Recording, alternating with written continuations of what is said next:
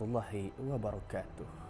Ahlan wa sahlan wa marhaban bikum ke kelas Ustaz Faizal. Apa khabar adik-adik? Ustaz harap semuanya dalam keadaan sihat dan sejahtera. Tajuk kita pada hari ini adalah solat berjemaah.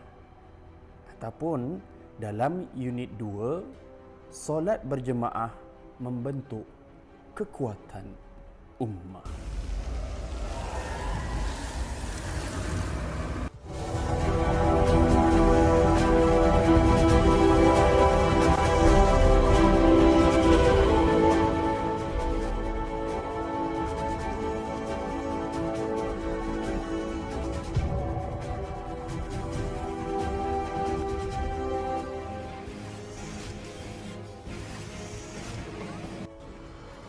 Importing all preferences from home interface.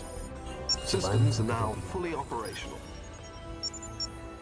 Dalam keadaan yang sekarang, Ustaz akan menerangkan secara ringkas mengenai syarat-syarat sah solat berjemaah. Dalam skrin, adik-adik boleh nampak beberapa syarat-syarat sah dalam solat jemaah. Dalam penerbangan ini, Ustaz terpaksa terangkan dengan ringkas kerana saya ada misi yang sebenar. Misi kita kali ini adalah untuk mengetahui apakah dia syarat-syarat sah solat berjemaah. Yang pertama, perbuatan zahir imam dan makmum sama. Maksudnya, imam dan makmum tu mesti sama perbuatannya. Kalau imam tengah rokok, maka makmum kena ikut rokok. Tak boleh berbeza. Imam tengah sujud, makmum masih lagi rokok. Tak boleh macam tu. Perkara yang kedua, makmum mengikut imam. Apabila bertakbir, mesti kemudian daripada takbir imam. Makmum tak boleh bertakbir terlebih dahulu sebelum imam. Makmum mestilah bertakbir selepas imam. Dalam perbuatan yang lain pula, makmum tidak boleh mendahului imam. Imam pula tak boleh melebihi daripada makmum, melebihi daripada 2 rukun. Maksudnya, bila imam sujud semula, makmum kena cepat-cepat rukuk. Kalau tidak nanti makmum akan terkeluar daripada jemaah ataupun solat berjemaah tu, maka tak dikira pahala solat jemaah. Rugi kita. Jadi macam tu. Syarat yang ketiga, makmum mesti mengetahui pergerakan imam. Dalam perkara ini, makmum dan imam perlu bekerjasama. Yang pertama, imam perlulah mengalunkan ataupun melafazkan takbir dengan kuat, iaitu lafaz Allahu Akbar pada setiap pergerakan. Imam kena pastikan setiap makmum di dalam jemaahnya perlu mendengar seruan ataupun lafaz takbirnya itu. Manakala makmum perlulah mengetahui setiap pergerakan imam melalui seruan ataupun lafaz takbir imam tadi. Syarat yang keempat, makmum dan imam berhimpun dalam satu tempat tanpa berpisah. Kalau di Malaysia ataupun dunia lain pun yang mengikut mazhab Syafi'i, kita tidak boleh terpisah daripada kelompok jemaah imam tadi. Kalau kita ni datang lambat, ini kita ni jadi makmum yang masbuk, ataupun muafiq ke, tak kisahlah, kita kena pastikan bahawa kita bawah satu tempat dengan imam. Maksudnya, kalau ustaz jadi imam, anak-anak ikut ustaz sembahyang di belakang, walaupun jemaah tu ramai, maksudnya kita sembahyang dalam surau. Kalau keluar daripada bangunan surau tu, jemaah tu masih tak putus lagi. Maksudnya saf tu tak putus lagi.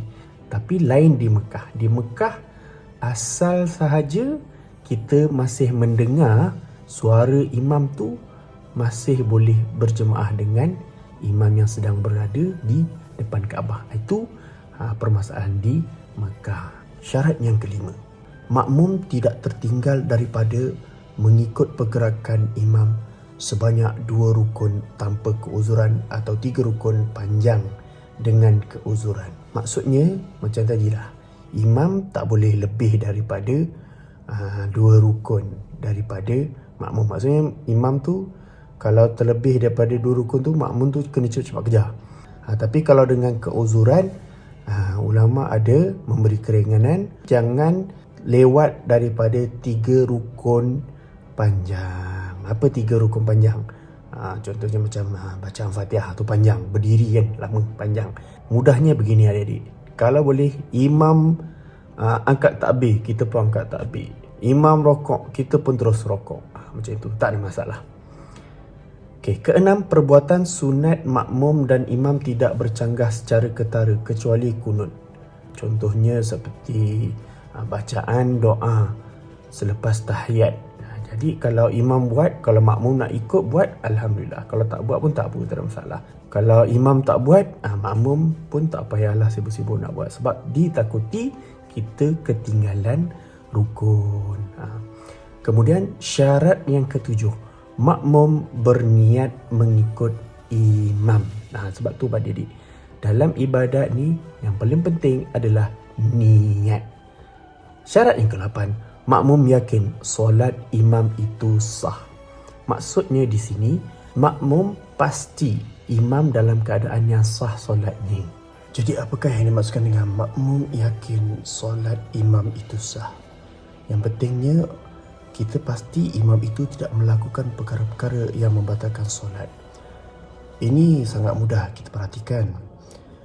Paling tidak, kita yakin pakaian imam itu dalam keadaan yang suci, tak ada terkena najis ataupun tanda-tanda terkena najis, sama ada bau, tempat ataupun nampak bendanya. Syarat yang ke-9 dalam solat berjemaah ialah solat imam bukan dalam kategori solat yang wajib diulang. Kemudian syarat yang ke-10, martabat imam dari sudut jantina tidak kurang daripada makmum. Maksudnya kalau imam tu makmumnya perempuan, imamnya mesti lelaki. Habis, adakah imam perempuan boleh dilantik? Boleh, dengan syarat makmumnya adalah 100% semua sekali tu jemaahnya adalah perempuan. Orang perempuan boleh menjadi imam bersama makmum-makmum yang perempuan saja. Namun orang lelaki pula boleh menjadi imam untuk makmum lelaki dan perempuan. Syarat yang ke-11, imam tidak ummi, sedangkan makmum pula baik bacaannya. Maksudnya bacaan imam itu mestilah yang terbaik di kalangan makmum-makmum yang ada. Sebab itu anak-anak, imam pun kena tahu juga tempatnya di mana, dan imam mesti mengambil tahu siapakah kalangan makmum yang ada. Sebab itu Nabi Muhammad SAW sentiasa memilih para sahabatnya yang paling tua ataupun yang paling pandai ataupun yang paling baik bacaannya, iaitu bacaan Al-Quran. Sama ada daripada segi tajwid ataupun taranumnya. Jadi orang-orang yang seperti ini adalah orang yang paling layak menjadi imam di antara makmum-makmum yang lain. Dan syarat yang terakhir, imam yang diikuti tidak mengikut imam yang lain.